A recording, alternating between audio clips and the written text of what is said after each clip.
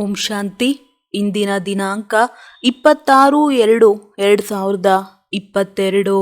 ಮಧುರ ಮಕ್ಕಳೇ, ಪ್ರತಿನಿತ್ಯ ಅಮೃತ ವೇಳೆ ಜ್ಞಾನ ಹಾಗೂ ಯೋಗದ ಧೂಪ ಬೆಳಗಿಸಿದಾಗ ವಿಕಾರಗಳೆಂಬ ಭೂತ ಓಡಿ ಹೋಗುತ್ತದೆ. ಪ್ರಶ್ನೆ: ಯಾವ ಒಂದು ತಪ್ಪು ಅನೇಕ ಭೂತಗಳನ್ನು ನಮ್ಮ ಆಂತರ್ಯದಲ್ಲಿ ಪ್ರವೇಶ ಮಾಡಿಸುತ್ತದೆ? ಉತ್ತರ: ನಾನು ಆತ್ಮ ಆಗಿದ್ದೇನೆ. ಈ ಮಾತನ್ನು ಮರೆಯುವುದರಿಂದ ನಮ್ಮ ಒಳಗಡೆ ಅನೇಕ ಭೂತಗಳು ಪ್ರವೇಶ ಆಗಿಬಿಡುತ್ತವೆ. ದೇಹಾಭಿಮಾನ ಅತ್ಯಂತ ದೊಡ್ಡ ಭೂತವಾಗಿದೆ. ಅದರ ಜೊತೆ ಉಳಿದೆಲ್ಲವೂ ಬಂದು ಬಿಡುತ್ತವೆ. ಆದುದರಿಂದ ಸಾಧ್ಯವಾದಷ್ಟು ದೇಹಿ ಅಭಿಮಾನಿಯಾಗುವ ಪುರುಷಾರ್ಥ ಮಾಡಬೇಕು. ಗೀತೆ: ಇಂದು ಮನುಷ್ಯರು ಅಂಧಕಾರದಲ್ಲಿದ್ದಾರೆ. ಓಂ ಶಾಂತಿ. ತಂದೆ ಕುಳಿತು ಮಕ್ಕಳಿಗೆ ತಿಳಿಸುತ್ತಾರೆ. ಈ ಗೀತೆಯಂತೆ ಭಗವಂತನಿಂದ ಮನುಷ್ಯರು ಬಯಸುತ್ತಾರೆ, ಭಗವಂತ ಬಂದು ನಮ್ಮ ನೇತ್ರಗಳಿಗೆ ಸಾಕ್ಷಾತ್ಕಾರ ಮಾಡಿಸಲಿ. ಆಗ ನಾವು ಭಗವಂತ ಬಂದು ತನ್ನವರನ್ನಾಗಿ ಮಾಡಿಕೊಂಡರೆಂದು ತಿಳಿದುಕೊಳ್ಳುತ್ತೇವೆ ಎಂದು. ಈಗ ನೀವು ಮಕ್ಕಳಂತೂ ತಂದೆಯ ಸನ್ಮುಖದಲ್ಲಿ ಕುಳಿತಿದ್ದೀರಿ. ನಿಮ್ಮ ನೇತ್ರಗಳು ಈಶ್ವರನನ್ನು ಪಡೆದುಕೊಂಡಿವೆ. ಈಶ್ವರನನ್ನು ಹೇಗೆ ಪಡೆಯಬೇಕೆಂದು ಸ್ವಯಂ ಅವರೇ ಬಂದು ತಿಳಿಸುತ್ತಾರೆ, ಅರ್ಥಾತ್ ಜ್ಞಾನ ಕೊಡುತ್ತಾರೆ. ಈ ಶರೀರದ ಮೂಲಕ ತಿಳಿಸಿಕೊಡುವರು. ನೀವು ಸಹ ಶರೀರದ ಮೂಲಕ ತಮ್ಮ ತಮ್ಮ ಪಾತ್ರ ಮಾಡುತ್ತೀರಿ. ಶರೀರವಿಲ್ಲದೆ ಯಾರೂ ಪಾತ್ರ ಮಾಡಲು ಆಗುವುದಿಲ್ಲ. ಶರೀರದ ಮೂಲಕ ಆತ್ಮವೇ ಪಾತ್ರ ಮಾಡುತ್ತದೆ.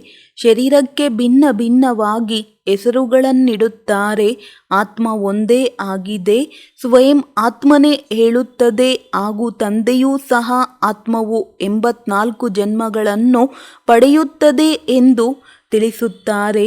ನಾನು ಒಂದು ಶರೀರ ಬಿಟ್ಟು ಮತ್ತೊಂದು ಶರೀರವನ್ನು ಪಡೆಯುತ್ತೇನೆಂದು ಆತ್ಮ ಹೇಳುತ್ತದೆ. ಶರೀರವಂತೂ ಹೇಳುವುದಿಲ್ಲ. ನಾವು ಶರೀರವಲ್ಲ, ಆತ್ಮಗಳಾಗಿದ್ದೇವೆಂದು ನೀವು ಮಕ್ಕಳು ತಿಳಿದುಕೊಂಡಿದ್ದೀರಿ. ತಂದೆಯು ಬಂದು ನಮ್ಮನ್ನು ಆತ್ಮ ಅಭಿಮಾನಿಗಳನ್ನಾಗಿ ಮಾಡುತ್ತಿದ್ದಾರೆ. ಈ ಶರೀರದ ಮುಖಾಂತರ ಆತ್ಮ ಎಲ್ಲವನ್ನು ಮಾಡುತ್ತದೆ. ಶರೀರದಲ್ಲಿದ್ದುಕೊಂಡು ಆತ್ಮ ಈ ರೀತಿ ಹೇಳುತ್ತದೆ, ನಾನು ಈ ಶರೀರದ ಮೂಲಕ ನಡೆಯುತ್ತಾ ಓಡಾಡುತ್ತೇನೆ. ನಾನು ಆತ್ಮ ನ್ಯಾಯಾಧೀಶ, ವಕೀಲ ಮುಂತಾದ ಪದವಿಯನ್ನು ಪಡೆಯುತ್ತೇನೆ. ಆತ್ಮ ಈ ಶರೀರದ ಮೂಲಕ ರಾಜಯೋಗವನ್ನು ಕಲಿಯುತ್ತೇನೆಂದು ಹೇಳುತ್ತದೆ. ನಂತರ ಹೋಗಿ ರಾಜ ರಾಣಿಯ ಉಡುಪನ್ನು ಧರಿಸುತ್ತೇನೆ. ಈಗ ನಿಮ್ಮನ್ನು ಆತ್ಮ ಅಭಿಮಾನಿಗಳನ್ನಾಗಿ ಮಾಡಲಾಗುತ್ತದೆ. ದೇಹಾಭಿಮಾನದಲ್ಲಿ ಬರುವುದೇ ನಂಬರ್ 1 ತಪ್ಪಾಗಿದೆ. ಇದರಿಂದ ಇನ್ನೂ ಬೇರೆ ತಪ್ಪುಗಳು ಆಗುತ್ತಿರುತ್ತವೆ. ಇದನ್ನು ದೇಹಾಭಿಮಾನದ ಭೂತವೆಂದು ಕರೆಯಲಾಗುತ್ತದೆ. ಪ್ರತಿಯೊಬ್ಬ ಮನುಷ್ಯನಲ್ಲಿ ಅಗತ್ಯವಾಗಿ ಪಂಚಭೂತಗಳಿವೆ. ಭೂತಗಳನ್ನು ಓಡಿಸಲು ಧೂಪವನ್ನು ಹಾಕುತ್ತಾರೆ. ಈ ಪಂಚವಿಕಾರಗಳೆಂಬ ಭೂತಗಳಿಗಾಗಿ ಜ್ಞಾನ ಯೋಗವೇ ಧೂಪವಾಗಿದೆ. ಈ ಭೂತಗಳು ಅಷ್ಟು ಬೇಗನೆ ಹೋಗುವುದಿಲ್ಲ. ಅವುಗಳನ್ನು ಬಟ್ಟಿಯಲ್ಲಿ ಹಾಕಬೇಕಾಗುತ್ತದೆ. ಏಕೆಂದರೆ ಈ ಪಂಚವಿಕಾರಗಳು ತುಂಬ ಹಳೆಯ ಶತ್ರುಗಳಾಗಿವೆ. ಮಕ್ಕಳೇ, ನಿಮ್ಮಲ್ಲಿ ಈ ಭೂತಗಳ ಪ್ರವೇಶವಾಗಿ ಅರ್ಧಕಲ್ಪವಾಯಿತೆಂದು ತಂದೆ ತಿಳಿಸುತ್ತಿದ್ದಾರೆ. ಎಂದಿನಿಂದ ರಾವಣ ರಾಜ್ಯ ಆರಂಭವಾಯಿತೋ ಅಂದಿನಿಂದ ಭಾರತವಾಸಿಗಳು ರಾವಣನನ್ನು ಶತ್ರುವೆಂದು ತಿಳಿದು ಸುಡುತ್ತಿದ್ದಾರೆ. ಒಮ್ಮೆ ಸುಟ್ಟರೆ ಅದು ಪದ್ಧತಿಯಾಗಿ ನಡೆದು ಬರುತ್ತದೆ. ರಾವಣ ಸಮಾಪ್ತಿಯಾದ ಸಮಯದಲ್ಲಿ ಪಂಚವಿಕಾರಗಳ ಮೇಲೆ ನೀವು ವಿಜಯವನ್ನು ಪಡೆದಿದ್ದೀರಿ ಎಂದರ್ಥ. ಆಗ ಅರ್ಧಕಲ್ಪಕ್ಕಾಗಿ ರಾವಣ ಸೋತು ಬಿಡುತ್ತಾನೆ. ಮಕ್ಕಳು ಹೇಳುತ್ತಾರೆ, ಬಾಬಾ, ರಾವಣ ಯಾವಾಗ ವಿಜಯಿ ಆಗುತ್ತಾನೆ? ಮಕ್ಕಳೇ, ಪುನಃ ಅರ್ಧಕಲ್ಪದ ನಂತರ ವಿಜಯಿ ಆಗಿ ತನ್ನ ರಾಜ್ಯ ಮಾಡುತ್ತಾನೆ. ರಾಮರಾಜ್ಯವೆಂದು ಹೇಳುತ್ತಾರೆ. ಹಾಗಾದರೆ ಈಗ ಯಾರ ರಾಜ್ಯವಿದೆ? ರಾವಣ ರಾಜ್ಯವಿದೆಯಲ್ಲವೇ? ಸತ್ಯಯುಗದಲ್ಲಿ ರಾವಣ ರಾಜ್ಯ ಇರುವುದಿಲ್ಲ. ಅದು ರಾಮರಾಜ್ಯವಾಗಿರುತ್ತದೆ. ಒಳ್ಳೆಯದು. ನಂತರ ರಾಮರಾಜ್ಯದ ಮೊಟ್ಟ ಮೊದಲನೆಯ ರಾಜ ರಾಣಿ ಯಾರಾಗಿದ್ದರು? ಇದನ್ನು ಯಾರೂ ತಿಳಿದುಕೊಂಡಿಲ್ಲ. ರಾಮ ರಾಮ ಎಂದು ಹೇಳುತ್ತಾ ರಾಮನನ್ನು ಮೇಲೆ, ಕೃಷ್ಣನನ್ನು ಕೆಳಗೆ ತಂದಿದ್ದಾರೆ. ಅವರು ಸತ್ಯಯುಗವನ್ನು ತಿಳಿದುಕೊಂಡೇ ಇಲ್ಲ. ಪ್ರತಿಯೊಬ್ಬ ಮನುಷ್ಯನಲ್ಲಿ ಪಂಚಭೂತಗಳ ಪ್ರವೇಶವಿದೆಯೆಂದು ನೀವು ಪ್ರದರ್ಶನದಲ್ಲಿ ಬರೆಯಬೇಕು. ಕೊನೆಯ ಪಕ್ಷ 7 ದಿನ ಬಟ್ಟಿಯಲ್ಲಿದ್ದರೆ ಈ ಭೂತಗಳೆಲ್ಲವೂ ಓಡಿ ಹೋಗುತ್ತವೆ. ಆ ಭೂತಗಳಿಗೆ ಜ್ಞಾನಯೋಗದ ಧೂಪ ಬೇಕಾಗಿದೆ. ಧೂಪದ ವಿನಃ ಎಂದಿಗೂ ಮುಕ್ತಿ, ಜೀವನ್ಮುಕ್ತಿಯನ್ನು ಪಡೆಯಲು ಸಾಧ್ಯವಿಲ್ಲ. ಈ ಜ್ಞಾನಯೋಗದ ಇಂಜೆಕ್ಷನ್ ಒಬ್ಬ ವೈದ್ಯರ ಬಳಿ ಇದೆ. ಈಗ ಆತ್ಮನಿಗೆ ಈ ಜ್ಞಾನ ಸಿಗುತ್ತಿದೆ. ತಂದೆ ನಮಗೆ ತಿಳಿಸಿಕೊಡುತ್ತಿದ್ದಾರೆಂದು ಆತ್ಮ ತಿಳಿದುಕೊಳ್ಳುತ್ತದೆ.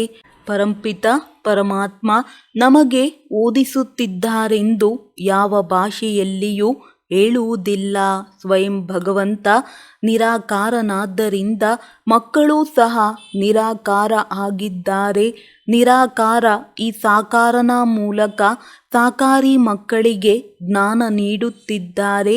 ಇದನ್ನು ನೀವು ಚೆನ್ನಾಗಿ ತಿಳಿದುಕೊಂಡಿದ್ದರೂ ಸಹ ನಡೆಯುತ್ತಾ ಕೆಲವು ಮಕ್ಕಳು ಮರೆತು ಬಿಡುತ್ತಾರೆ. ದೇಹಾಭಿಮಾನದ ಭೂತವೇ ತಂದೆಯನ್ನು ಮರೆಯಲು ಮೊಟ್ಟ ಮೊದಲನೆಯ ಕಾರಣವಾಗಿದೆ. ಅದನ್ನು ಓಡಿಸಲು ಅಮೃತ ವೇಳೆಯಲ್ಲಿ ಪುರುಷಾರ್ಥ ಮಾಡಬೇಕು. ಅಮೃತ ವೇಳೆ ತಂದೆಯ ನೆನಪು ತುಂಬ ಚೆನ್ನಾಗಿರುತ್ತದೆ. ಸ್ಮರಣೆ ಮಾಡಿ ಮಾಡಿ ಸುಖ ಪಡೆಯಿರೆಂದು ತಂದೆ ತಿಳಿಸುತ್ತಾರೆ. ಅಮೃತ ವೇಳೆಯ ನೆನಪಿನಿಂದ ಸುಖ ಸಿಗುತ್ತದೆ. ಭಕ್ತರೂ ಸಹ ಅಮೃತ ವೇಳೆಯಲ್ಲಿ ಸ್ಮರಣೆ ಮಾಡುತ್ತಾರೆ. ಮುಂಜಾನೆ ರಾಮನನ್ನು ಸ್ಮರಿಸು ನನ್ನ ಮನವೇ, ರಾಮನನ್ನು ಸ್ಮರಿಸೆಂದು ಆತ್ಮಬುದ್ಧಿಗೆ ಹೇಳುತ್ತದೆ. ಭಕ್ತಿ ಮಾರ್ಗದಲ್ಲಿ ಇಂತಹ ಮಂತ್ರಗಳನ್ನು ಮಾಡುತ್ತಾರೆ. ಅವುಗಳು ಯಾವುದೂ ಸಹ ಸತ್ಯವಾಗಿಲ್ಲ. ಕಾಮವು ಭೂತವಾಗಿದೆ ಎಂದು ತಿಳಿದುಕೊಂಡಿಲ್ಲ.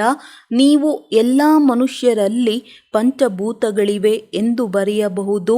ಅವುಗಳಲ್ಲಿ ಮೊದಲನೆಯ ಭೂತ ದೇಹಾಭಿಮಾನವಾಗಿದೆ. ನಂತರ ಎರಡನೆಯ ಭೂತ ಕಾಮ ಮಹಾ ಶತ್ರುವಾಗಿದೆ.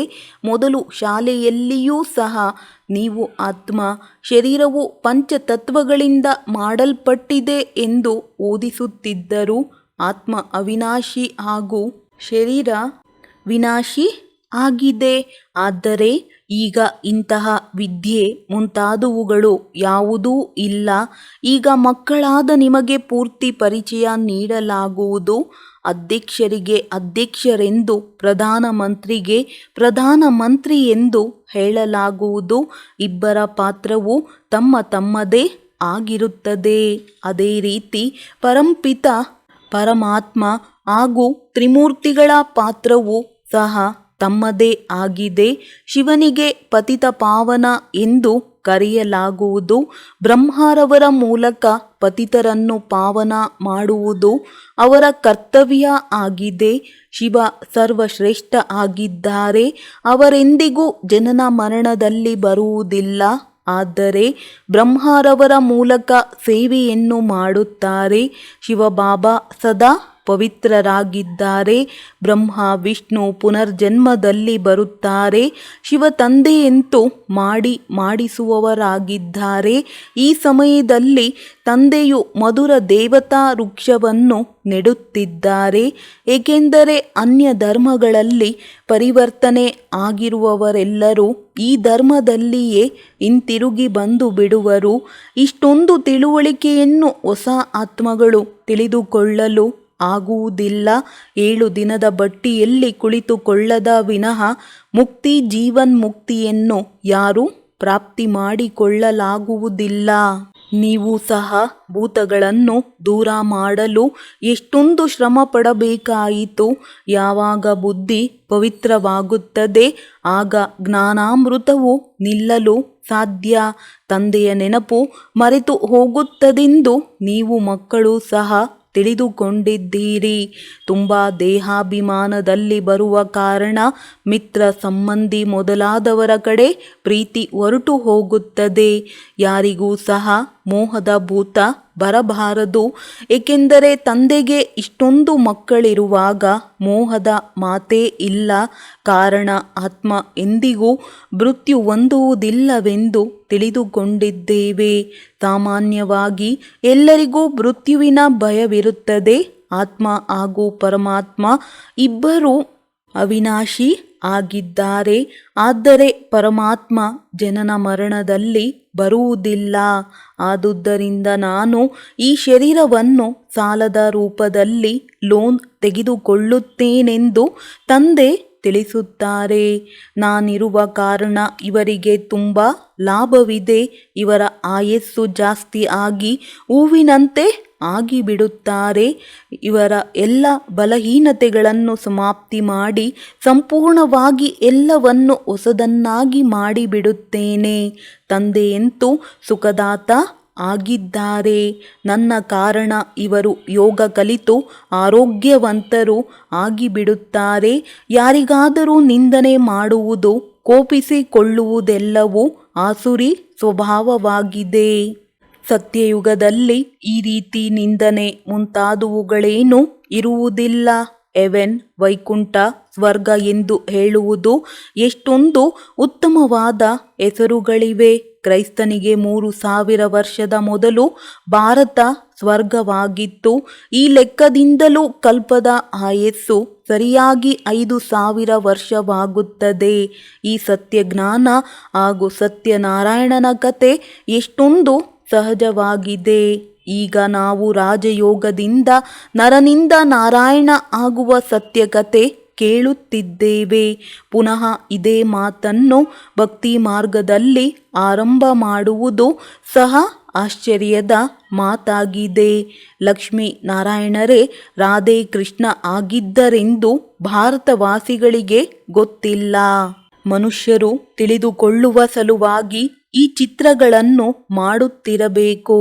ಮಕ್ಕಳೇ, ಸೇವಾ ಕೇಂದ್ರವು ವೃದ್ಧಿ ಹೊಂದುತ್ತಿರುತ್ತದೆ. ಸೇವಾ ಕೇಂದ್ರವನ್ನು ತೆರೆಯುವ ಸಲುವಾಗಿ ತುಂಬ ಇಷ್ಟಪಡುತ್ತಾರೆ. ಆದರೆ ಅಲ್ಲಿ ಓದುವವರು ಎಷ್ಟು ಆತ್ಮಗಳಿದ್ದಾರೆಂದು ಪರಿಶೀಲನೆ ಮಾಡಬೇಕು. ಶಾಲೆ ಎಂದಾಗ ವಿದ್ಯಾರ್ಥಿಗಳು ಬೇಕಾಗುವುದು ಮೊದಲು 2-4 ಆತ್ಮಗಳು ಬರುತ್ತಾ ಹಾಗೆಯೇ ವೃದ್ಧಿಯಾಗುತ್ತಾ ಹೋಗುತ್ತದೆ. ಗಲ್ಲಿ ಗಲ್ಲಿಯಲ್ಲಿ ಮಂದಿರ, ಆಶ್ರಯ ತಾಣಗಳು ತೆರೆಯುತ್ತಿರುತ್ತವೆ.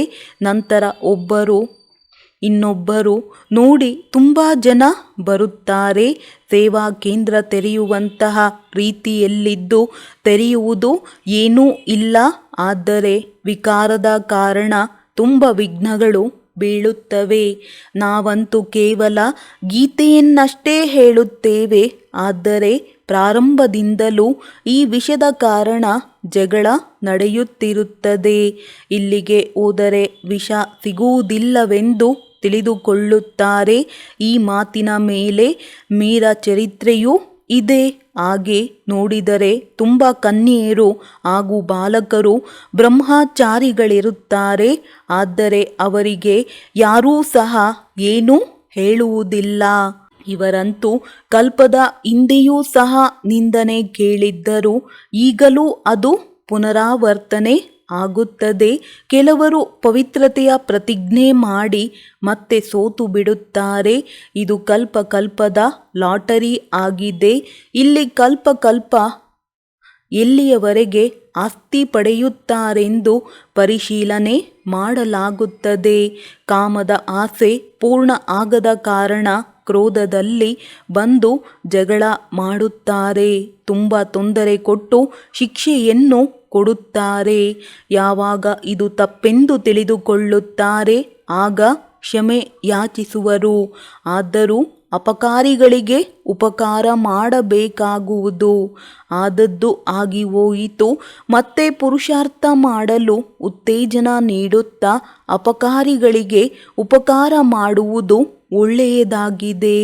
ದಯಾಹೃದಯಿ ಆಗಬೇಕು. ಮೊದಲನೆಯದಾಗಿ ಆತ್ಮಾಭಿಮಾನಿ ಆಗಲು ಶ್ರಮ ಪಡಬೇಕಾಗುತ್ತದೆ. ದೇಹಾಭಿಮಾನದಲ್ಲಿ ಬರುವ ಕಾರಣ ತಂದೆಯನ್ನು ಮರೆತು ಹೋಗಿ ತಪ್ಪುಗಳನ್ನು ಮಾಡುವಂತಾಗುತ್ತದೆ. ಪ್ರತಿಯೊಬ್ಬರ ನಡವಳಿಕೆಯಿಂದ ತಿಳಿದು ಬರುತ್ತದೆ. ಮುಖದಿಂದ ಸದಾ ರತ್ನಗಳೇ ಬರಬೇಕು. ಕಲ್ಲುಗಳಂತಹ ಮಾತುಗಳನ್ನು ಹೇಳಬಾರದು. ಮೊದಲಂತೂ ಕಲ್ಲಿನಂತೆ ಮಾತನಾಡುತ್ತಿದ್ದೆವು, ಈಗ ರತ್ನಗಳಂತೆ ಮಾತನಾಡಬೇಕು. ನಿಮ್ಮ ಹೆಸರು ಜ್ಞಾನ ಹಾಗೂ ಗುಣ ಸಂಪನ್ನವಾಗಿದೆ. ರೂಪ್ ಬಸಂತ್ ತಂದೆಯೂ ಸಹ ರೂಪ್ ಬಸಂತ್ ಆಗಿದ್ದಾರೆ. ಅವರು ಜ್ಞಾನಸಾಗರನೂ ಆಗಿದ್ದಾರೆ. ಅವರನ್ನು ಜ್ಯೋತಿರ್ಲಿಂಗದ ರೂಪದಲ್ಲಿ ತೋರಿಸಲಾಗಿದೆ. ಆದರೆ ಅವರು ನಕ್ಷತ್ರೋಪಾದಿಯಾಗಿದ್ದಾರೆ. ಪೂಜೆ ಮಾಡುವ ಸಲುವಾಗಿ ಅವರನ್ನು ಅತ್ಯಂತ ಬೃಹದಾಕಾರದಲ್ಲಿ ತೋರಿಸಲಾಗಿದೆ. ಒಳ್ಳೆಯದು. ಮಧುರಾತಿ ಮಧುರ ಅಗಲಿ ಹೋಗಿ ಮರಳಿ ಸಿಕ್ಕಿರುವ ಮಕ್ಕಳ ಪ್ರತಿ ಮಾತಾಪಿತಾ ಬಾಪ್ ದಾದಾರವರ ನೆನಪು, ಪ್ರೀತಿ ಹಾಗೂ ಸುಪ್ರಭಾತ. ಆತ್ಮಿಕ ಮಕ್ಕಳಿಗೆ ಆತ್ಮಿಕ ತಂದೆಯ ನಮಸ್ತೆ. ಧಾರಣೆಗಾಗಿ ಮುಖ್ಯ ಸಾರ. ಮೊಟ್ಟ ಮೊದಲು ಆತ್ಮಾಭಿಮಾನಿಯಾಗುವ ಶ್ರಮ ಪಡಬೇಕು. ಎಂದಿಗೂ ದೇಹಾಭಿಮಾನದಲ್ಲಿ ಬರಬಾರದು. ದಯಾ ಹೃದಯಿಗಳಾಗಿ ಅಪಕಾರಿಗಳಿಗೂ ಉಪಕಾರ ಮಾಡಬೇಕು. ಭೂತಗಳನ್ನು ಓಡಿಸುವ ಸಲುವಾಗಿ ಅಮೃತ ವೇಳೆ ವಿಶೇಷ ನೆನಪಿನಲ್ಲಿರುವ ಪುರುಷಾರ್ಥ ಮಾಡಬೇಕು. ಮಧುರ ವೃಕ್ಷವನ್ನು ನೆಡುವ ಸಲುವಾಗಿ ತಂದೆಗೆ ಸಹಯೋಗಿಗಳಾಗಬೇಕು. ವರದಾನ: ಅಕಾಲ ಸಿಂಹಾಸನದ ಮೇಲೆ ಕುಳಿತು ಕರ್ಮೇಂದ್ರಿಯಗಳ ಮೂಲಕ ಸದಾ ಶ್ರೇಷ್ಠ ಕರ್ಮ ಮಾಡಿಸುವಂತಹ ಕರ್ಮಯೋಗಿ ಭವ. ಕರ್ಮಯೋಗಿ ಯಾರೆಂದರೆ ಯಾರು ಅಕಾಲ ಸಿಂಹಾಸನಧಾರಿ ಅರ್ಥಾತ್ ಸ್ವರಾಜ್ಯ ಅಧಿಕಾರಿ ಮತ್ತು ತಂದೆಯ ಆಸ್ತಿಯ ರಾಜ್ಯಭಾಗ್ಯದ ಅಧಿಕಾರಿಯಾಗಿದ್ದಾರೆ. ಯಾರು ಸದಾ ಅಕಾಲ ಸಿಂಹಾಸನದ ಮೇಲೆ ಕುಳಿತು ಕರ್ಮ ಮಾಡುತ್ತಾರೆ ಅವರ ಕರ್ಮ ಶ್ರೇಷ್ಠವಾಗಿರುತ್ತದೆ. ಏಕೆಂದರೆ ಎಲ್ಲ ಕರ್ಮೇಂದ್ರಿಯಗಳು ಲಾ ಅಂಡ್ ಆರ್ಡರ್ನ ಮೇಲೆ ಇರುತ್ತದೆ. ಒಂದು ವೇಳೆ ಯಾರಾದರೂ ಸಿಂಹಾಸನದ ಮೇಲೆ ಸರಿಯಾಗಿ ಕುಳಿತಿರದೆ ಹೋದರೆ ಲಾ ಅಂಡ್ ಆರ್ಡರ್ ಪ್ರಮಾಣ ನಡೆಯುವುದಿಲ್ಲ. ಅಂದರೆ ಸಿಂಹಾಸನಧಾರಿ ಆತ್ಮ ಸದಾ ಯಥಾರ್ಥ ಕರ್ಮ ಮತ್ತು ಯಥಾರ್ಥ ಕರ್ಮದ ಪ್ರತ್ಯಕ್ಷ ಫಲ ಸ್ವೀಕರಿಸುವಂಥವರಾಗಿರುತ್ತಾರೆ. ಅವರಿಗೆ ಖುಷಿಯೂ ಸಹ ಸಿಗುತ್ತದೆ, ಅದರಿಂದ ಶಕ್ತಿಯೂ ಸಹ ಸಿಗುತ್ತದೆ. ಸ್ಲೋಗನ್: ಬ್ರಹ್ಮ ತಂದೆಗೆ ಯಾರು ಪ್ರಿಯರಾಗಿರುತ್ತಾರೆಂದರೆ ಯಾರಿಗೆ ಬ್ರಾಹ್ಮಣ ಸಂಸ್ಕೃತಿ ಪ್ರಿಯವಾಗಿರುತ್ತದೆ ಅವರು. ಒಳ್ಳೆಯದು. ಓಂ ಶಾಂತಿ. ವರದಾನ: ಬೇಅದ್ದಿನ ವೈರಾಗ್ಯ ವೃತ್ತಿಯ ಮೂಲಕ ನನ್ನತನದ ರಾಯಲ್ ರೂಪವನ್ನು ಸಮಾಪ್ತಿಗೊಳಿಸುವಂತಹ ಭಿನ್ನ ಪ್ರಿಯ ಭವ. ಸಮಯದ ಸಮೀಪತೆಯನುಸಾರ ವರ್ತಮಾನ ಸಮಯದ ವಾಯುಮಂಡಲದಲ್ಲಿ ಬೇಅದ್ದಿನ ವೈರಾಗ್ಯವು ಪ್ರತ್ಯಕ್ಷ ರೂಪದಲ್ಲಿ ಬರುವ ಅವಶ್ಯಕತೆ ಇದೆ. ಯಥಾರ್ಥ ವೈರಾಗ್ಯ ವೃತ್ತಿಯ ಅರ್ಥವೇನೆಂದರೆ ಸರ್ವರ ಸಂಬಂಧ ಸಂಪರ್ಕದಲ್ಲೆಷ್ಟು ಭಿನ್ನವೋ ಅಷ್ಟೇ ಪ್ರಿಯರಾಗುವುದು. ಯಾರು ಭಿನ್ನ ಪ್ರಿಯವಾಗಿದ್ದಾರೆಯೋ ಅವರು ನಿಮಿತ್ತ ಹಾಗೂ ನಿರಹಂಕಾರಿಯಾಗಿದ್ದಾರೆ. ಅವರಲ್ಲಿ ನನ್ನತನದ ಪರಿವೆಯೂ ಬರಲು ಸಾಧ್ಯವಿಲ್ಲ. ವರ್ತಮಾನ ಸಮಯದಲ್ಲಿ ನನ್ನತನವು ರಾಯಲ್ ರೂಪದಿಂದ ಹೆಚ್ಚಾಗಿ ಬಿಟ್ಟಿದೆ. ಹೇಳುತ್ತಾರೆ, ಇದು ನನ್ನದೇ ಕಾರ್ಯವಾಗಿದೆ, ನನ್ನದೇ ಸ್ಥಾನವಾಗಿದೆ. ಇವೆಲ್ಲ ಸಾಧನಗಳು ನನಗೆ ಭಾಗ್ಯದನುಸಾರ ಸಿಕ್ಕಿದೆ. ಅಂದ ಮೇಲೆ ಈಗ ಇಂತಹ ರಾಯಲ್ ರೂಪದ ನನ್ನತನವನ್ನು ಸಮಾಪ್ತಿಗೊಳಿಸಿರಿ. ಸ್ಲೋಗನ್: ಪರಚಿಂತನೆಯ ಪ್ರಭಾವದಿಂದ ಮುಕ್ತರಾಗಬೇಕೆಂದರೆ ಶುಭಚಿಂತನೆ ಮಾಡಿರಿ ಹಾಗೂ ಶುಭಚಿಂತಕರು ಆಗಿರಿ.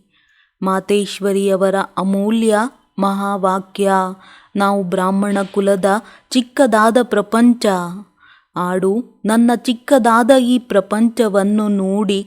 ಈ ಹಾಡು ಯಾವುದೋ ಸಮಯದಲ್ಲಿ ಹಾಡಿರುವುದಾಗಿದೆ.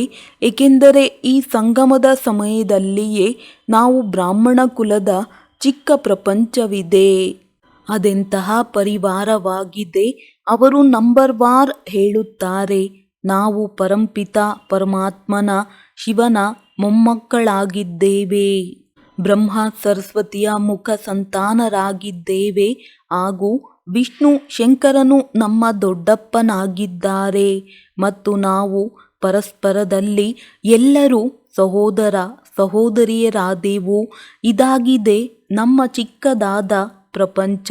ಇದರ ಮುಂದೆ ಮತ್ಯಾವುದೇ ಸಂಬಂಧದ ರಚನೆಯೇ ಇಲ್ಲ. ಈ ಸಮಯದಲ್ಲಿ ಇಷ್ಟೇ ಸಂಬಂಧವೆಂದು ಹೇಳುತ್ತೇವೆ ನೋಡಿ.